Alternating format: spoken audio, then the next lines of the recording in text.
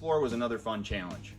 It's a variation on flake application to epoxy and polyaspartic top coat by applying 2 layers of flake, but with the intent that it's going to be ground down and left smooth and then top coated with some kind of wear layer, whether it be a urethane or in this case a polyaspartic.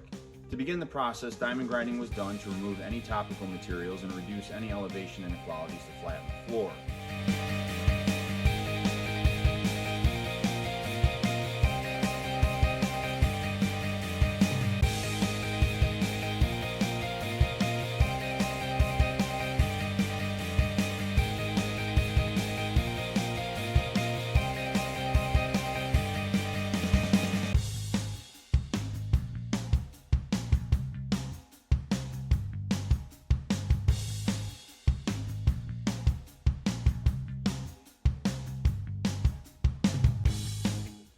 The shot blasting was done to remove any of the excess dust that the vacuum wand could not remove from the surface, and as it shows, it gets the floor about as clean as it's going to get.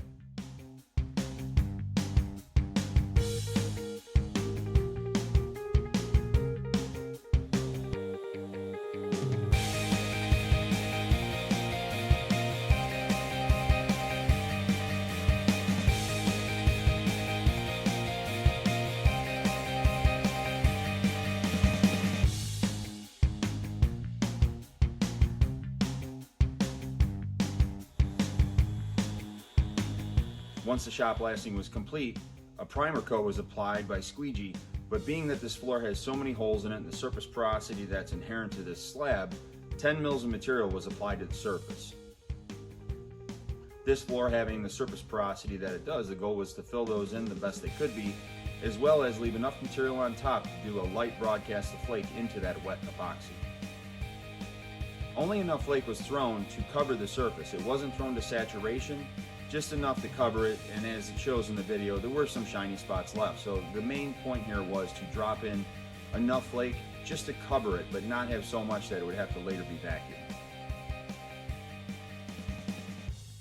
Once the surface was allowed to cure overnight, another 10 mils of epoxy was applied to the floor.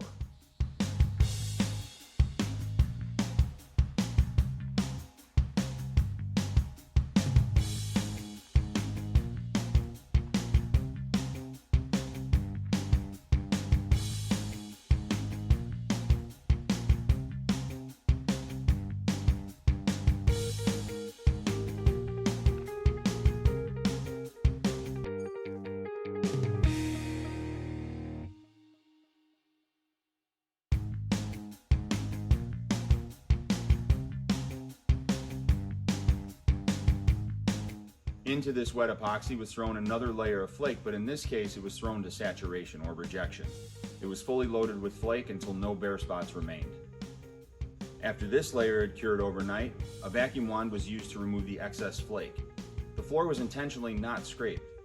The aim here is to have any of the flake that's still attached but perhaps at different angles to remain, so that when the final floor was ground, it would give a different effect than if the floor had been scraped and was left more smooth.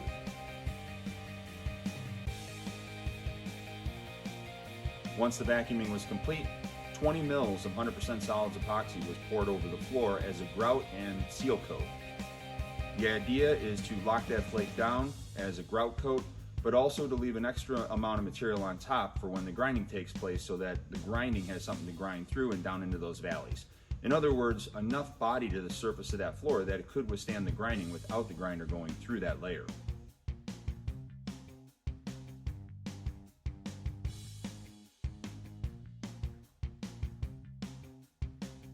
The floor was then ground with an 80 grit diamond on a rotary grinder.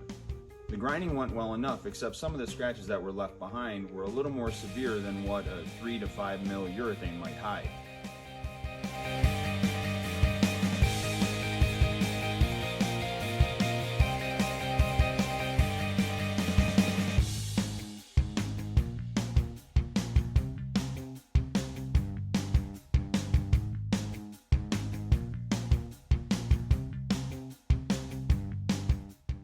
For that reason, a square sander with a 100 grit screen was used to smooth the floor.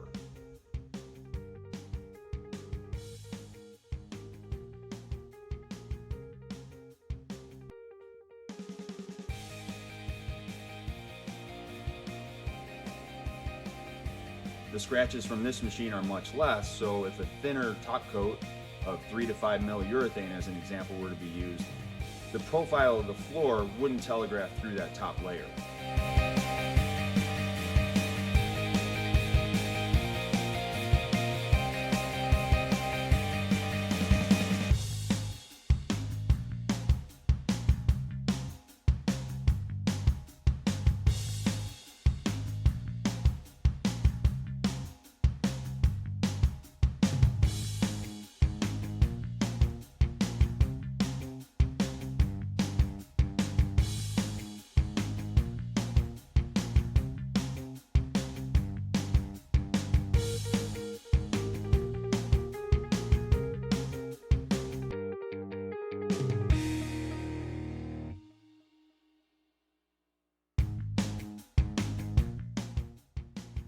For the purpose of testing the concept of using a polyaspartic as a top coat, 16 mils of polyaspartic was applied to the surface,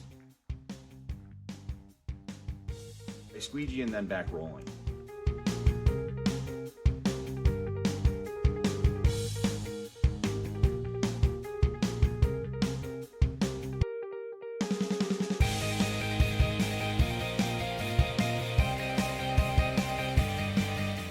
Once this is done, then it's just a matter of curing before it can receive traffic.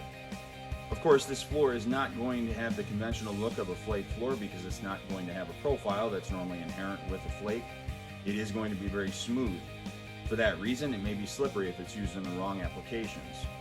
The effect given is a little more dramatic than a basic flake, which has more inequalities as far as ups and downs or high and low spots where the flake sits higher or lower on the floor. The idea of being able to see the flake as though it were encapsulated in the floor, but not at the surface, was achieved. The next attempt will have different colored flakes to be a little more dramatic in its appearance, but the process should remain relatively the same. The whole goal is to encapsulate that flake inside it without it actually residing at the surface. Though some are at the surface and have been ground, as those peaks have been ground into the lower spots that are normally in a flake floor, beyond that, it's possible to actually see that flake submerged or encapsulated inside that epoxy just below the surface of the floor. I hope the video was informative. If you like what you watch, please drop a like. If you have any comments, questions, or concerns, please drop those below as well. Thanks very much for watching and have a great day.